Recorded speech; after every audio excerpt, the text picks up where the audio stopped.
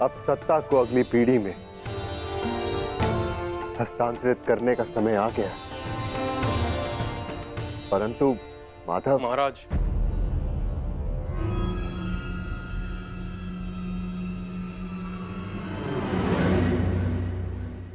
कहो। एक दुखद समाचार है महाराज।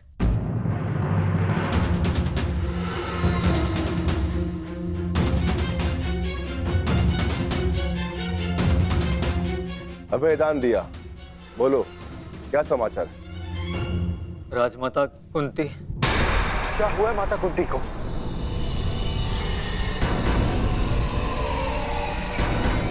वो कुशल तो है ना? जिस वन में राजमाता कुंती, महाराज धृतराष्ट्र और महारानी गांधारी निवास कर रहे थे, वहां भयंकर अग्निकांड हुआ है।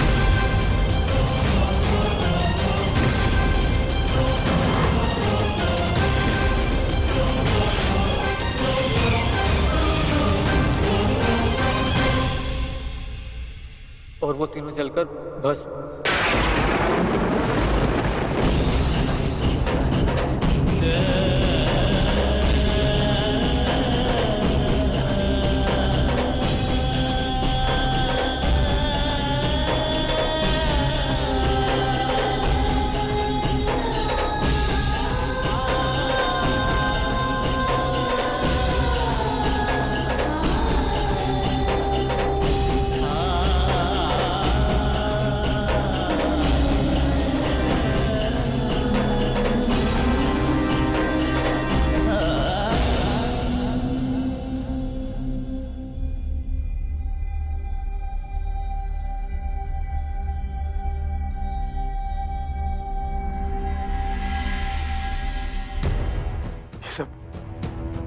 ये सब क्या हो गया माधव?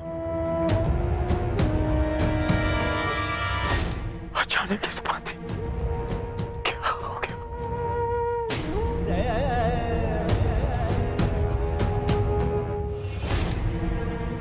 जो संसार में आया है उसे जाना ही है। महत्वपूर्ण ये है कि वो अपने जीवन से क्या लेकर गए और इस संसार को क्या देकर गए।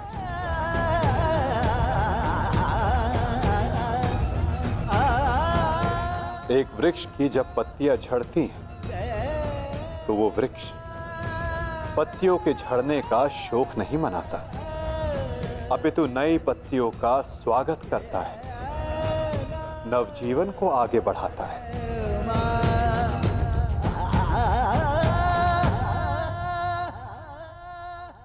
आप सब स्वयं को संभालिए।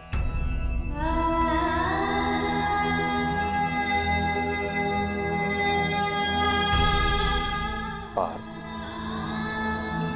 स्वयं को संभालो।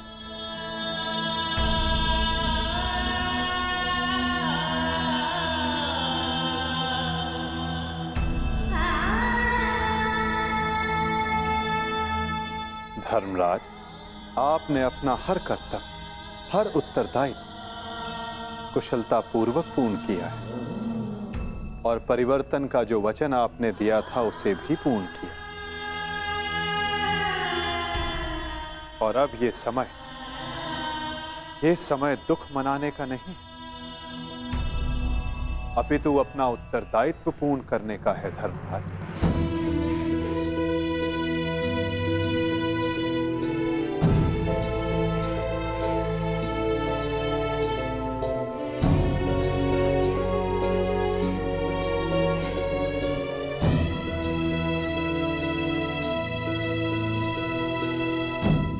नई पीढ़ी का स्वागत करने के लिए सज्ज हो जाओ। समय आ गया है कि हस्तिनापुर के नए युवराज को प्रजा के समक्ष प्रस्तुत किया जाए।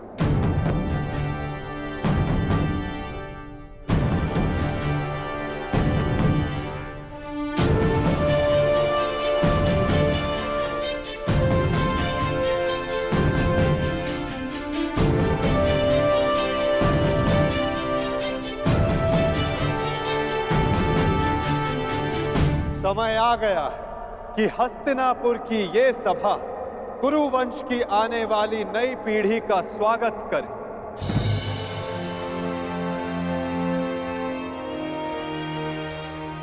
हस्तिनापुर के 2 महारथी, 2 युवराज।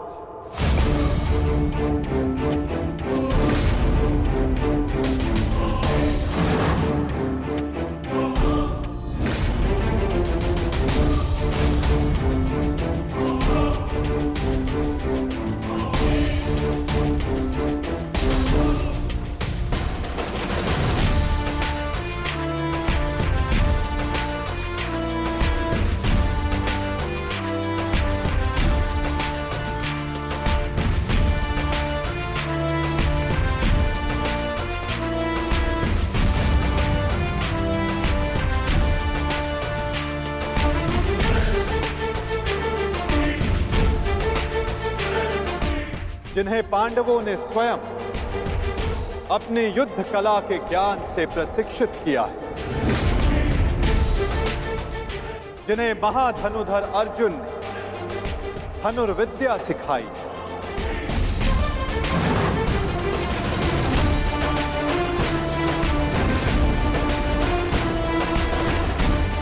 जिन्हें महाबली भीम ने शक्ति और गदा युद्ध में पारंगत किया, जिन्हें नकुल सहदेव ने खड़ग युद्ध में प्रशिक्षित किया है, जिन भावी सम्राटों को धर्मराज युधिष्ठिर ने भाले के प्रहार के साथ साथ धर्म के ज्ञान का आधार भी दिया है।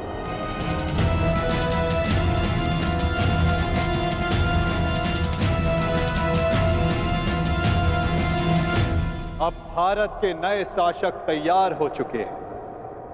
धर्म स्थापना के लिए नई पीढ़ी सज्ज हो चुकी है।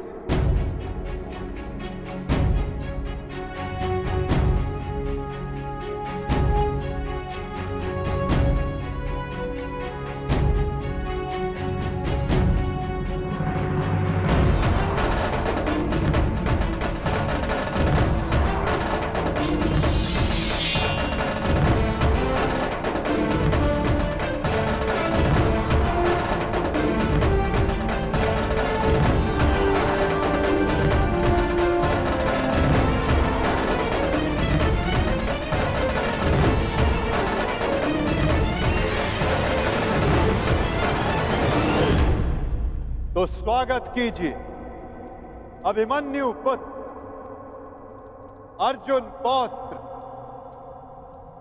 युवराज परीक्षित का।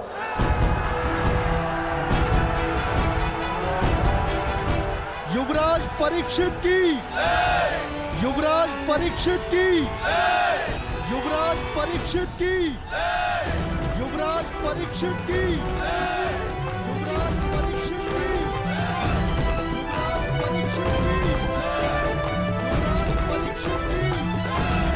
युवराज परीक्षित की, युवराज परीक्षित की।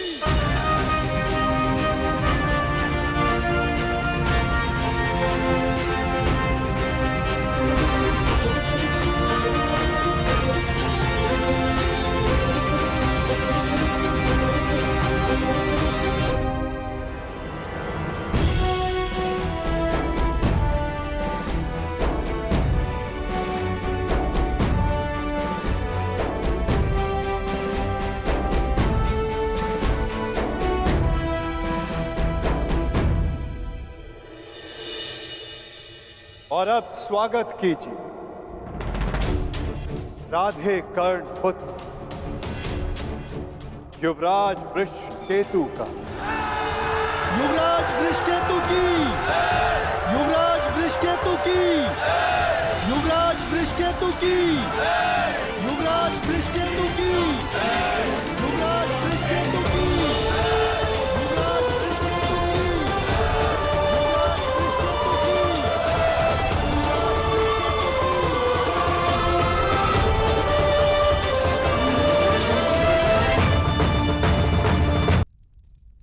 और अब स्वागत कीजिए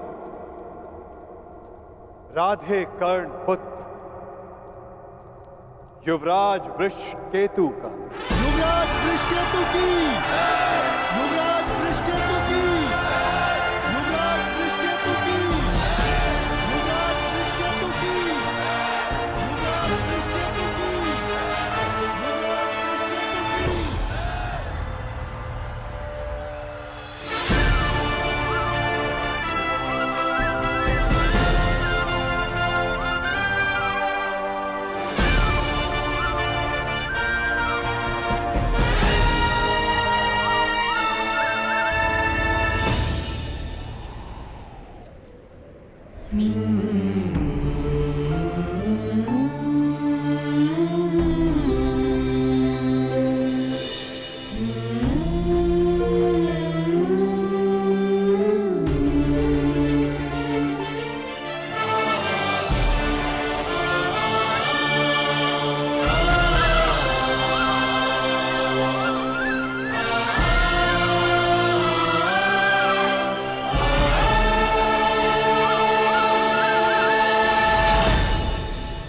इन्होंने अपना कर्तव्य पूर्ण किया धर्मराज। अब आप अपना कर्तव्य पूर्ण करें। एक सम्राट का कर्तव्य होता है कि वो अपने उत्तराधिकारी को निष्पक्ष होकर चुने। केवल बल ही नहीं, बुद्धि प्रवीण हो, न्याय उचित, धर्म उचित हो। और मेरा धर्म ये कहता है, न्याय और धर्म अनुसार हस्तिनापुर नरेश मेरे ज्येष्ठ भ्राता कर्ण के पुत्र वृषकेतु हो। युवराज वृषकेतु की, युवराज वृषकेतु की, युवराज वृषकेतु की,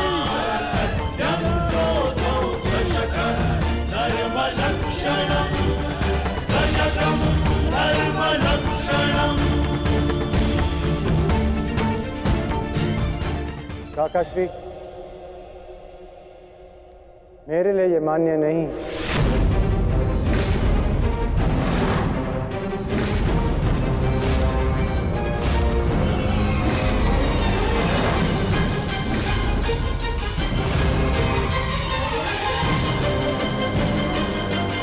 पुत्र, सम्राट आपका न्याय उचित है, परंतु परीक्षित मुझसे ज्येष्ठ हैं, इसलिए न्याय अनुसार और धर्म अनुसार हस्तिनापुर के सम्राट केवल और केवल परीक्षित ही होने चाहिए।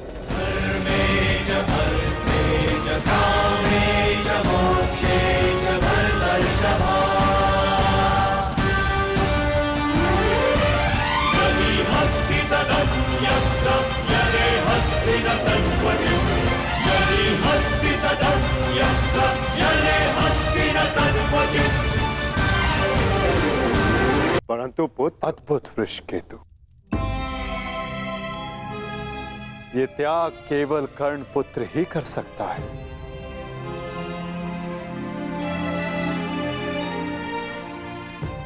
इस सभा ने छल देखा, बल देखा, नारी का दंभ भी देखा,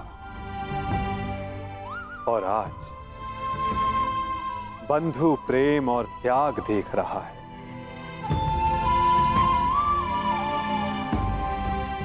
सच में परिवर्तन का जो स्वप्न अंगराज कर्ण ने वर्षों पूर्व देखा था, वो परिवर्तन आज दिख रहा है।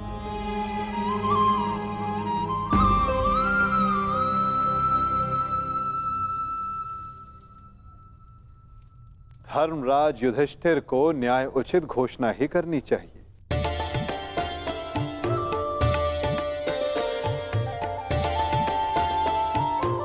जैसी आपकी आज्ञा माधव।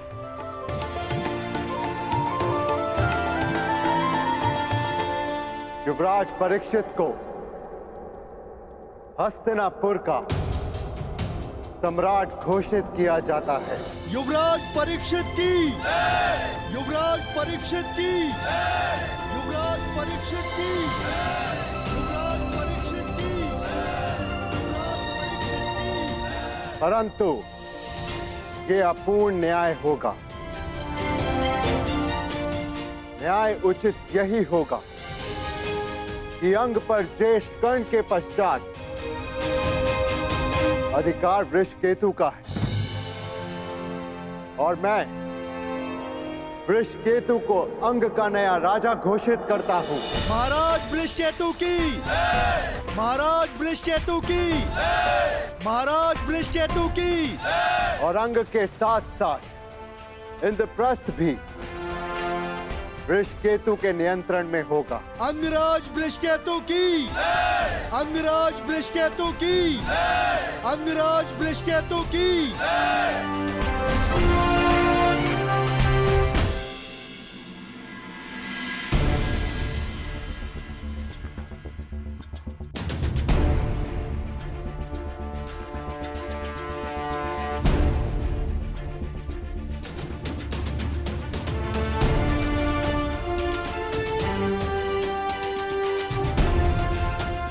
सच हो। मैं तो आरंभ से ही सज्ज हूं।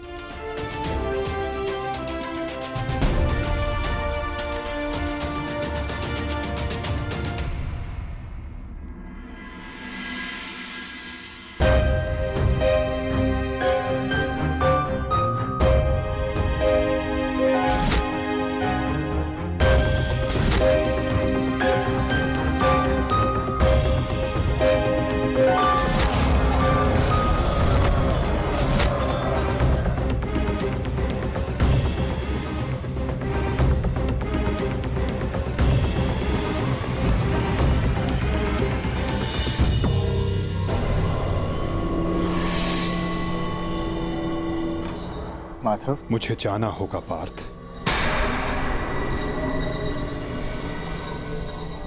परंतु माधव। नहीं पार्थ, नियति मुझे पुकार रही है।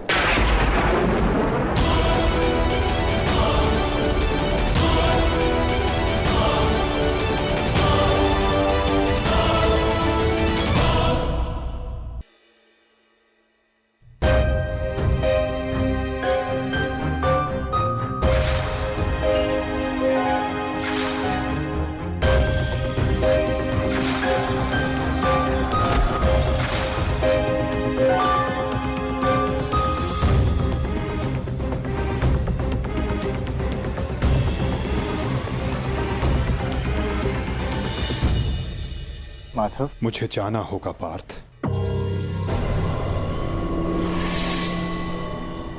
परंतु माधव। नहीं पार्थ, नियति मुझे पुकार रही है।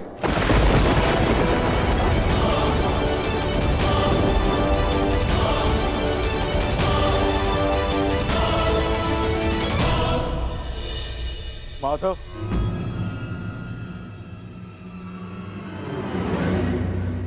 आपने बताया नहीं कि अचानक ऐसा क्या हुआ जो आप जा रहे हैं। प्रथम बार आपके मुख पर यह पीड़ा देख रहा।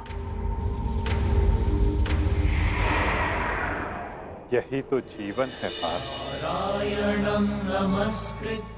आनंद के साथ पीड़ा, अंधकार के साथ प्रकाश, उत्थान के साथ पतन और निर्माण के साथ विनाश कहीं ना कहीं जुड़ते ही हैं पार्थ। आज हस्तिनापुर में नया आरंभ हुआ है, परंतु मुझे जाना होगा पार्थ, ताकि मैं एक अंत को, एक विनाश को रोकने का प्रयास कर सकूं। तो फिर मुझे भी अपने साथ ले चलिए माधव। महाभारत में आपने मेरा मार्गदर्शन किया था और अब आपके मार्ग पर चलना मेरा अधिकार है।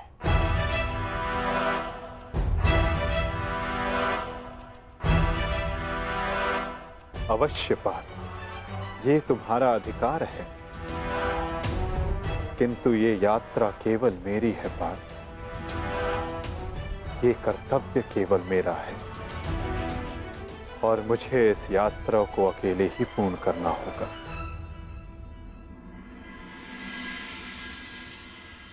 अब मुझे जाना होगा पार्थ। स्वास्थ्य।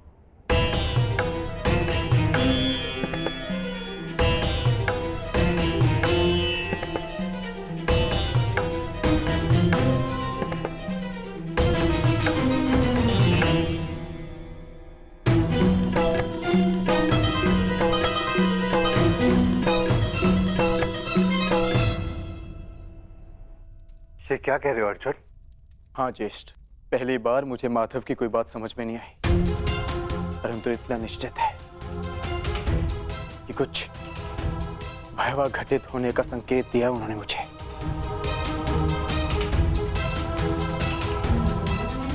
मैं आपकी आज्ञा लेने आया हूं ज्येष्ठ। मुझे द्वारका जाना होगा।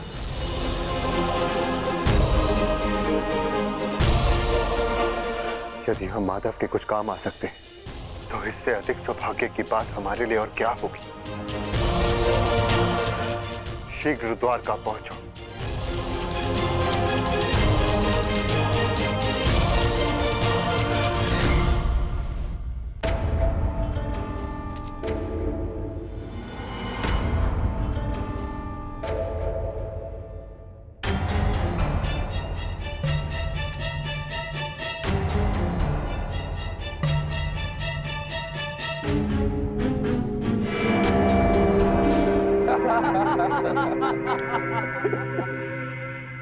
जन्मदिन की बधाई हो मित्र। कृतवर्मा, स्वागत है तुम्हारा।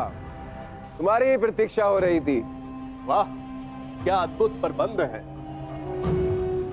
इतना सुंदर भोज मैंने कभी नहीं देखा। वाह। काहे का भोज मित्र? ऐसा प्रतीत होता है अद्भुत भोज किए हुए जैसे एक युग बीत चुका है। ताऊ श्री ने संपूर्ण द्वारिका में मदिरा पान और उसके विक्रय पर प्रतिबंध लगा रखा है। अगर मदिरा मिल जाती तो आनंद आ जाता। परंतु मित्र, उसके पीछे बलभद्र का कारण उचित था। ऋषि के श्राप का प्रभाव तो तुम देख ही चुके हो। उसने जो कहा वैसा ही हुआ। तुम्हारे गर्भ से मूसल का जन्म हुआ और श्राप था कि उस मूसल से यादवों का अंत होगा। और आज उस श्राप का प्रभाव उस मदिरा पर लगी रोक ने ही रोक रखा है मित्र। कृतवर्मा, प्रतीत होता है कि तुम मेरे पूजनीय पिताश्री के साथ रह रहकर प्रवचन देना सीख गए। वो मूसल नष्ट हो चुका है। ताऊ श्री ने स्वयं उसका चूर्ण बनवाकर सागर में बहा दिया। यदि आज मदिरा मिल जाती तो आनंद ही आ जाता। यदि कुमार आदेश दे तो जन्मदिन की भेंट प्रस्तुत करूं। बलभद्र से छिपाकर काशी से मदिरा मंगाई है।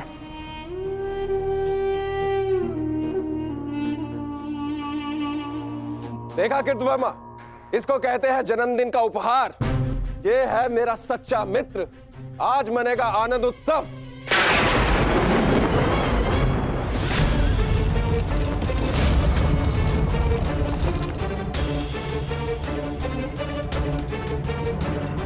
ये मेरे जन्मदिन पर मेरे मित्रों के नाम।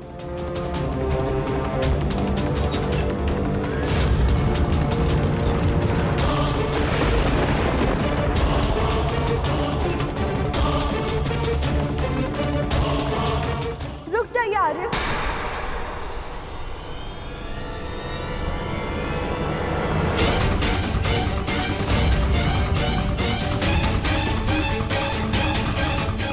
जब काल सामने खड़ा तो उसे जाने को नमस्कार किया जाता, उसका आलिंगन नहीं किया जाता। ये मदिरा काल है आर्य, इसे ग्रहण ना करें। कृतवर्मा, एक बात तो माननी ही पड़ेगी। मेरे पिता श्री वासुदेव महान है। जो उनकी संगति में आता है वो भाषण देना तो सीख ही जाता है। लक्ष्मणा, यहाँ पर स्त्रियों का आना वर्जित है। ये केवल पुरुषों के लिए। राजमहल वापस लौट जाओ।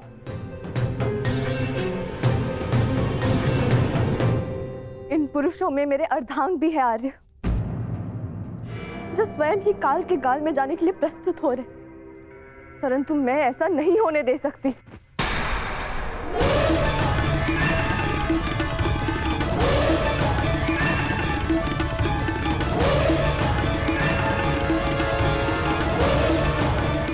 लक्ष्मणा, तुम हस्तिनापुर से हो और इस बात की साक्षी हो कि जब स्त्री पुरुष के मत के सामने क्रोध बनकर खड़ी हो जाती है तो उसके परिणाम अच्छे नहीं होते। जाओ यहां से। राजमहल वापस लौट जा।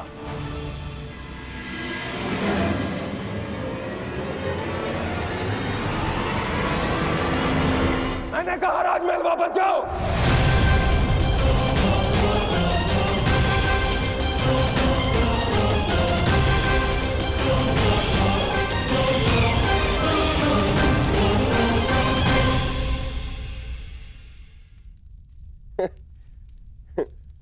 शुभ कार्य में विघ्न आते ही है मित्रों। इससे पूर्व कोई दूसरा विघ्न आए, इस दुर्लभ मदिरा को ग्रहण करो।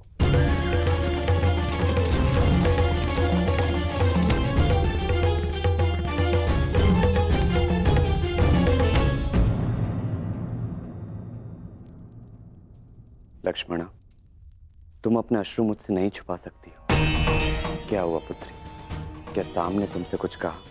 यदि वो कुछ कह देते तो मैं सह लेती ज्येष्ठ पिताजी। तो वो जो करने जा रहे, वर्षों पूर्व साधु ने जो श्राप दिया था पूर्ण होने जा रहा है पिताजी। यादवों का विनाश रोकिए।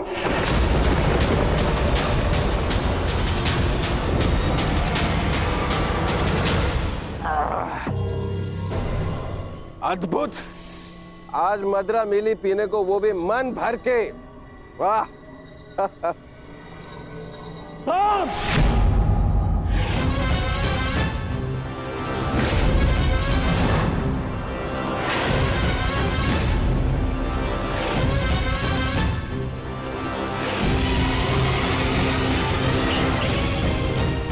मैंने मद्यपान निषेध किया था। द्वारका के अंदर मदिरा लाने का साहस कैसे किया तुमने साम? तुम युवराज हो, द्वारका के अगले राजा। तुम्हें ये सब शोभा नहीं देता है। और तुम सब साम के मित्र हो ना, तुम्हारा कर्तव्य है यदि युवराज के पद अनुचित मार्ग पर जाए तो उन्हें अनुचित मार्ग पर जाने से रोके, उचित मार्ग दिखाए। और तुम लोग स्वयं उसे अनुचित मार्ग पर जाने दे रहे हो। कैसे? ताऊश्री, जो कहना है मुझसे कहिए। इनसे क्या बात कर रहे हैं जो आपकी आंखों में आंखें नहीं मिला सकते? इनसे प्रश्न करके क्या लाभ? लज्जा नहीं आती तुम्हें साम? बड़ों की आज्ञा तुमने सदा ही टाली है, अब राज आज्ञा का भी उल्लंघन करने लगे। क्या ताऊश्री, हर बात पे रोक टोक। क्या किया आपने अपने समस्त जीवन में? हाँ? दूध पिया और माखन खाया। ताऊश्री, अरे ताऊश्री, मदिरा तो चक्कर देखिए। जीवन का वास्तविक आनंद तो इसमें है। आप मदिरा पिएंगे तो आपको भान हो जाएगा कि अपने अनुज के दाव बनने के अतिरिक्त भी इस जीवन में और बहुत कुछ है। बड़े होकर जन्म लिया आपने, मदिरा पीजिए। अपने बड़े होने के पद का और उसकी शक्ति का भी भान हो जाएगा आपको। लीजिए। साम!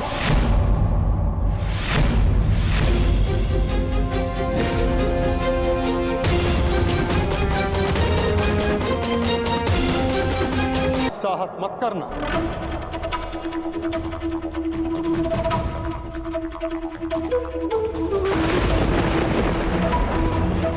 परिहास और उपहास में अंतर होता है साम।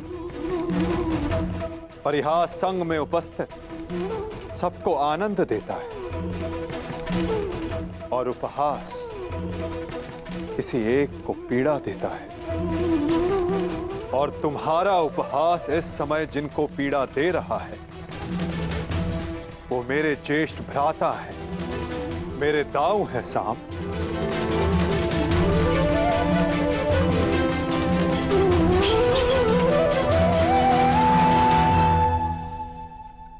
और मैं कौन हूं? हाँ? कौन हूं मैं?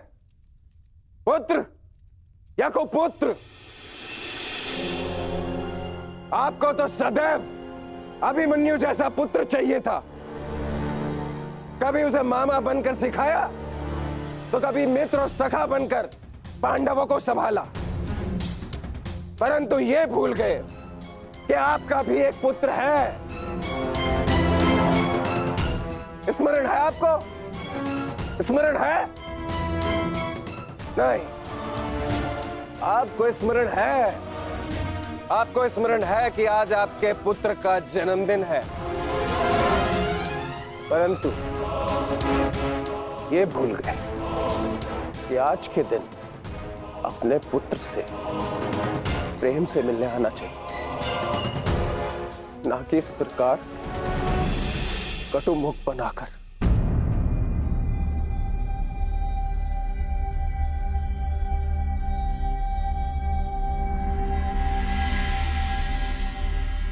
ये उत्सव संपन्न हुआ। आप सब जाओ यहां से। कोई नहीं जाएगा। ये उत्सव मैंने रखा है, और ये कब संपन्न होगा इसे मैं निर्धारित करूंगा।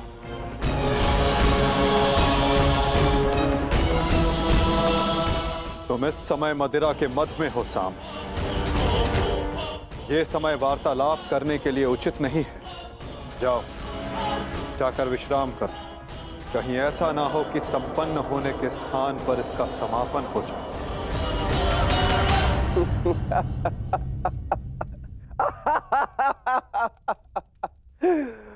मद में तो अंधे आप भी है वासुदेव।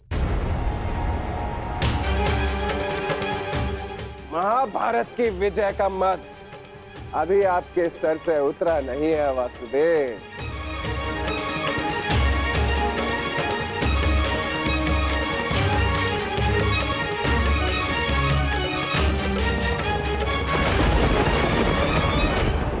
उचित कहा सामने वासुदेव। ना आप महाभारत की विजय से विमुख हो पा रहे हैं, और ना पांडवों के प्रति प्रेम से।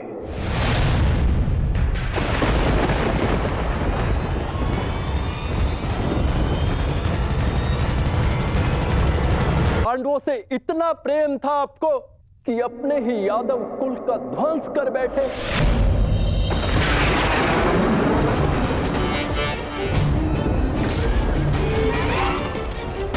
अपने ही कुल की यादव सेना का, नारायणी सेना का उन पांडवों के हाथों विध्वंस करवाते रहे, और उस अर्जुन को गीता का ज्ञान दिया, और भोले भाले यादवों के रक्त से कुरुक्षेत्र को नहलाते रहे, और बताते रहे उस अर्जुन को कहां कौन सा अस्त्र चलाना है। क्यों वासुदेव? क्यों? अपने सखा के लिए, अर्जुन के लिए। क्यों? क्यों इतना प्रिय है वो आपको? क्यों? कभी कभी मुझे लगता है कि ये सखा और ये सखी, ये सब नाटक है।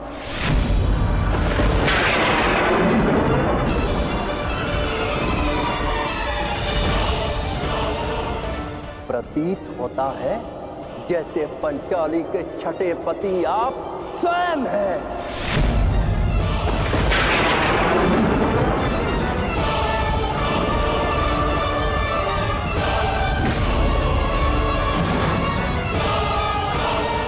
कृतवर्मा!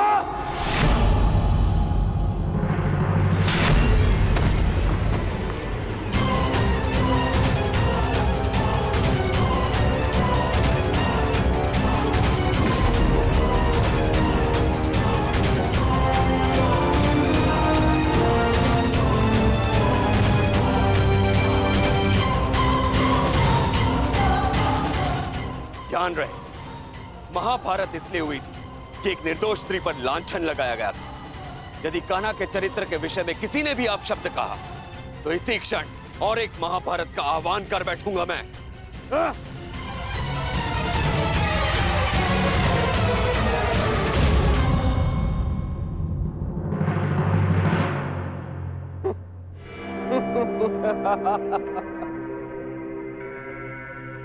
वाह, प्रेम हो तो ऐसा, भाई हो तो ऐसे।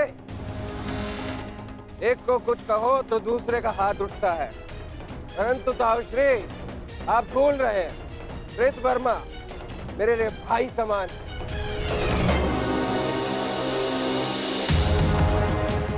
एक तो आप मेरे जन्मदिन पर बिना आमंत्रण के यहाँ पहुंचे, और दूसरा मेरे मित्र पर आपने हाथ उठाया।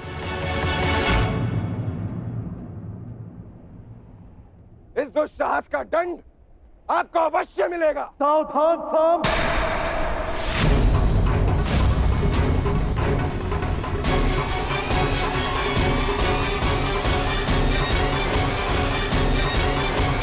होता है जैसे पंचाली के छठे पति आप स्वयं हैं।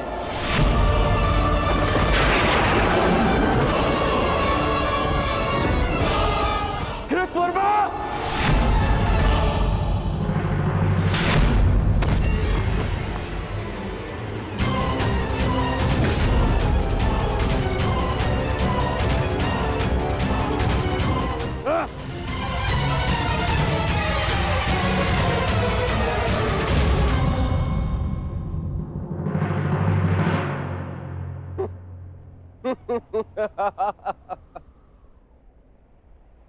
एक तो आप मेरे जन्मदिन पर बिना आमंत्रण के यहाँ पहुंचे, और दूसरा मेरे मित्र पर आपने हाथ उठाए।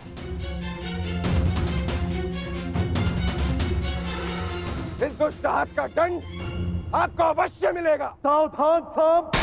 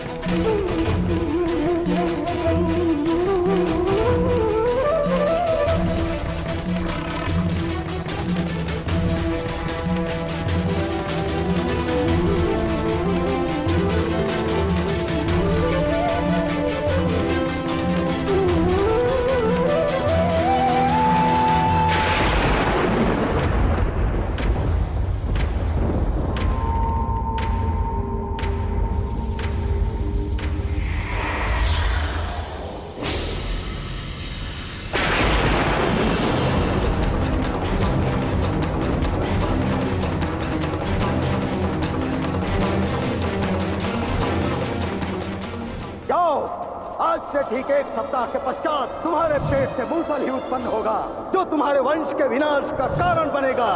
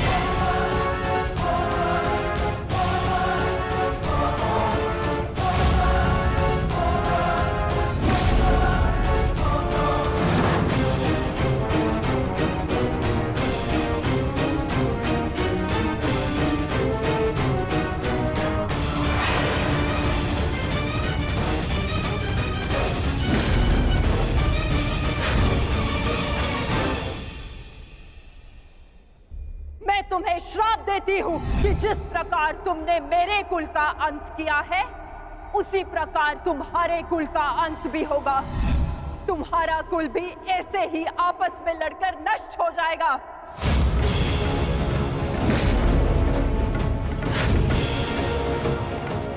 मैंने कहा था गांधार नंदिनी से कि श्राप नहीं, पाप मनुष्यों के नाश का कारण बनता है।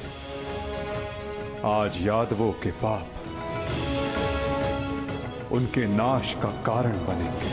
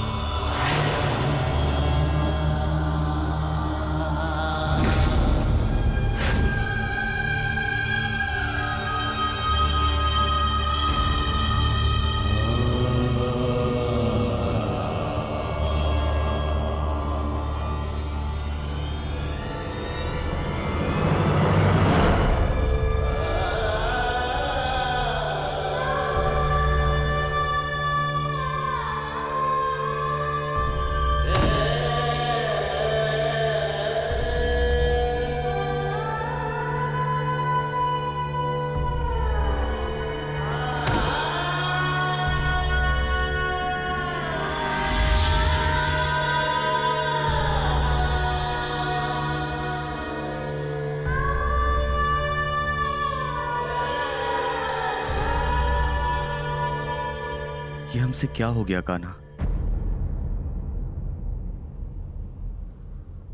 हमने अपने ही कुल का नाश कर दिया। नहीं दाऊ, मनुष्य का विनाश उसके पाप कर्मों से होता है। यही नियति है और यादवों ने अपनी नियति स्वयं चुनी। जब जब मनुष्य अपने भीतर मद, दांभ और क्रोध को जगाएगा, तब तब वो ऐसे ही भूमि पर सो जाएगा।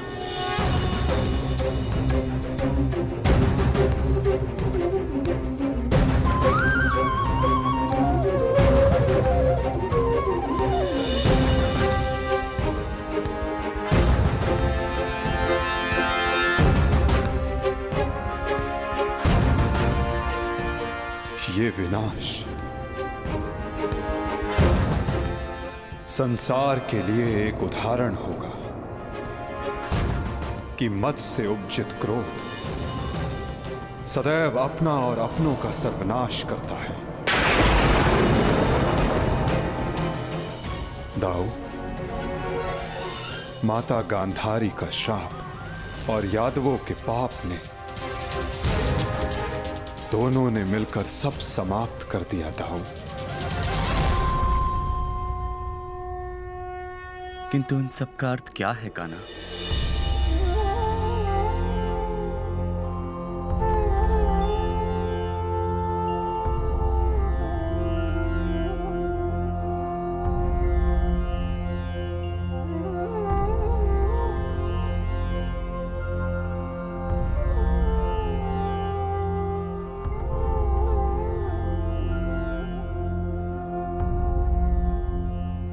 इसका अर्थ यह है दाऊ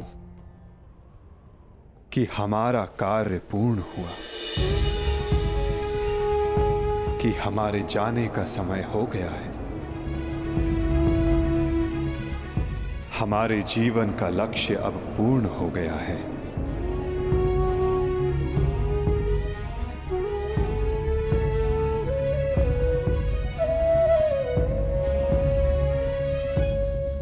जब अंत आ रहा है तो प्रारंभ से हो। प्रारंभ से ही मैं श्री हरि का सेवक रहा हूं, तो अंत भी उनके चरणों में ही हो।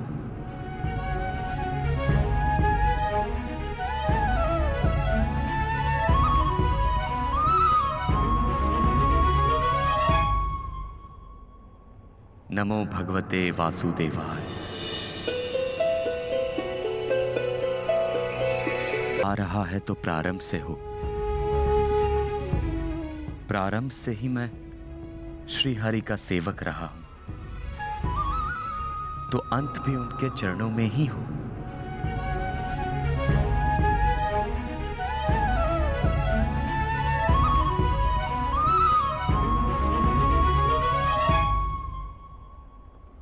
नमो भगवते वासुदेवाय।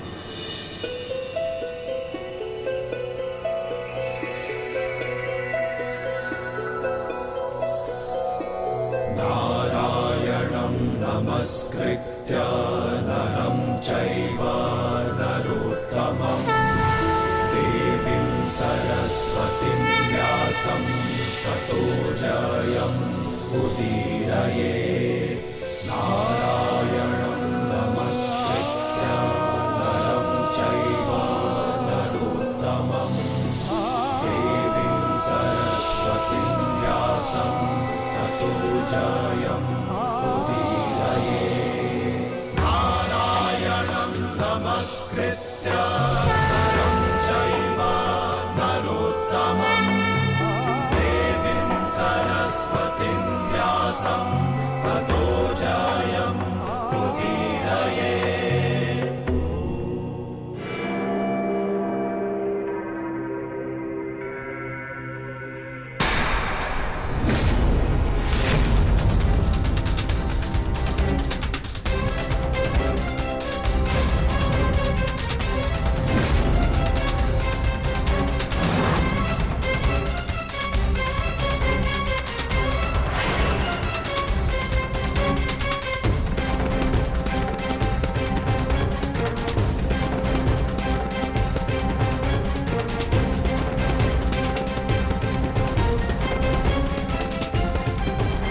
हे ईश्वर, ये कैसा नरसंहार है? कहीं माधव इसी अंत की बात तो नहीं कर रहे थे? परंतु माधव है कहां? माधव कहां हैं आप?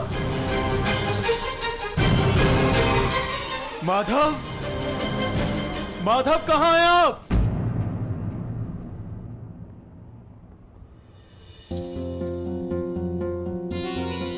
ये तो माधव के चरण चिन्ह है।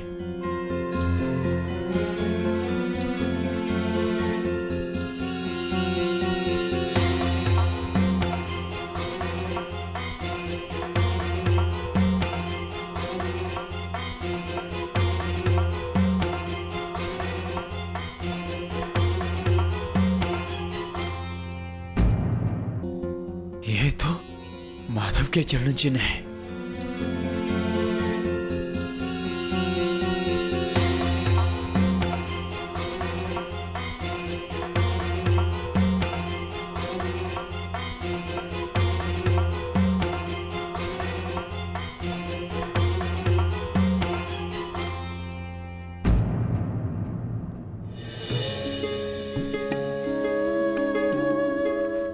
माधव,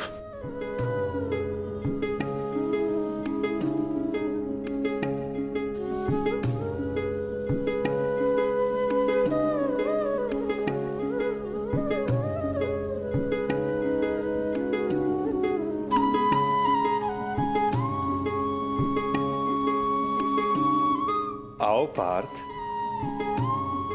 तुम्हारी ही प्रतीक्षा थी।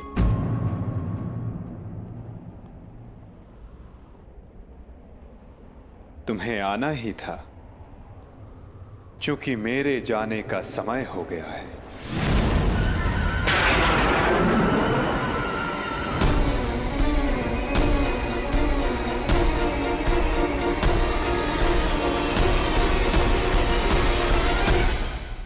ये सब क्या हो गया माधव? ये विनाश कैसा?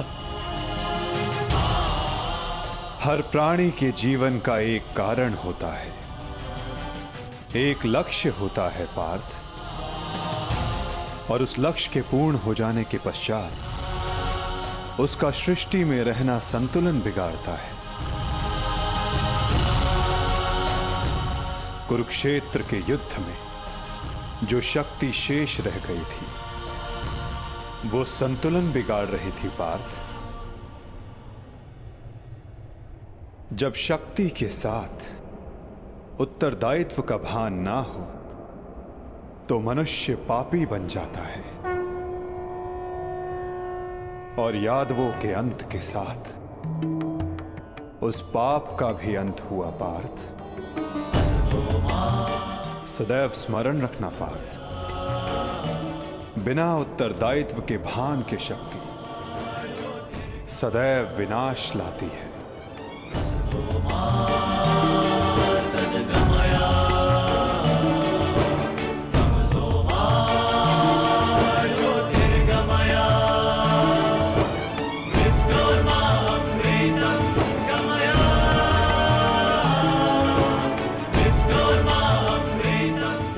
मेरे लिए क्या आदेश है माधव?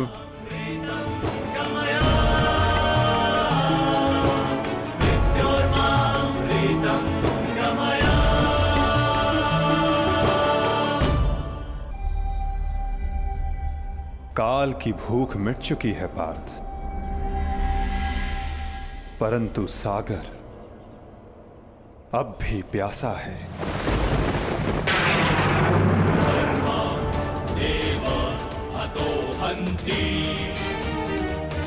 तुम शीघ्रता करो पार्थ, द्वारका की सभी स्त्रियों को और बालकों को अपने साथ हस्तिनापुर लेकर लौट जाओ।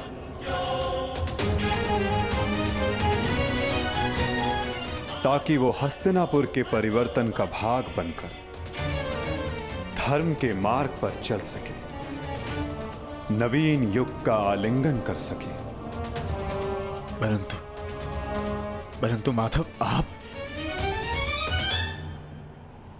आज मैं तुम्हारा सारथी नहीं हूं पार्थ।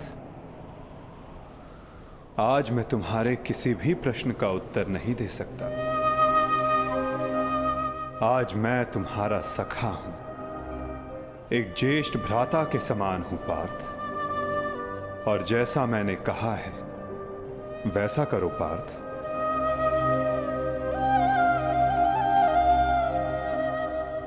अभी किसी और से मिलने का समय है।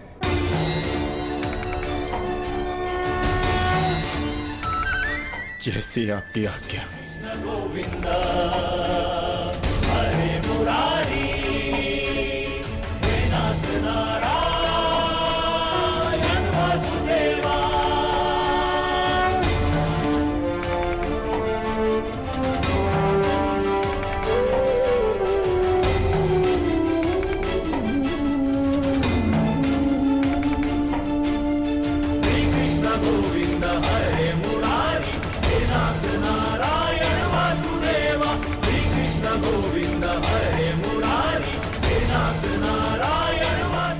प्रणिपात।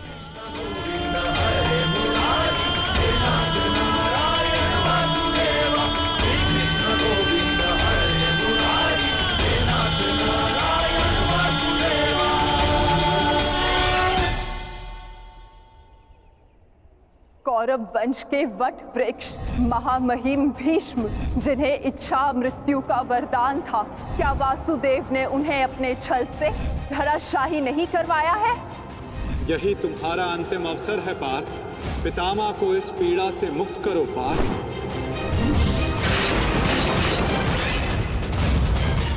वासुदेव ने द्रोण पुत्र अश्वत्थामा की मृत्यु का छल रचकर आचार्य द्रोण का वध नहीं करवाया है? क्या मेरे पुत्र दुर्योधन की रक्षा कर रहे उसके मित्र कर्ण को छल से नहीं मरवाया है वासुदेव ने?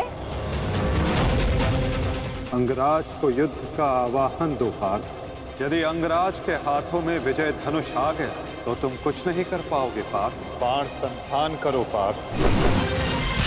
पुत्र दुर्योधन पर युद्ध के नियमों के विरुद्ध जाकर प्रहार किया गया, क्या वो वासुदेव का छल नहीं था?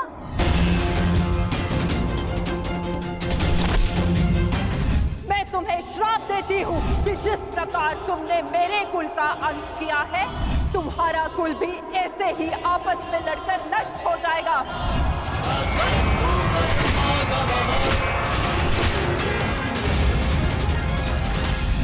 एक बहुत ही बुद्धिमान ज्ञानी पुरुष ने मुझसे कहा था कि मनुष्य अपने प्रत्येक चयन का परिणाम स्वयं भुगतता है।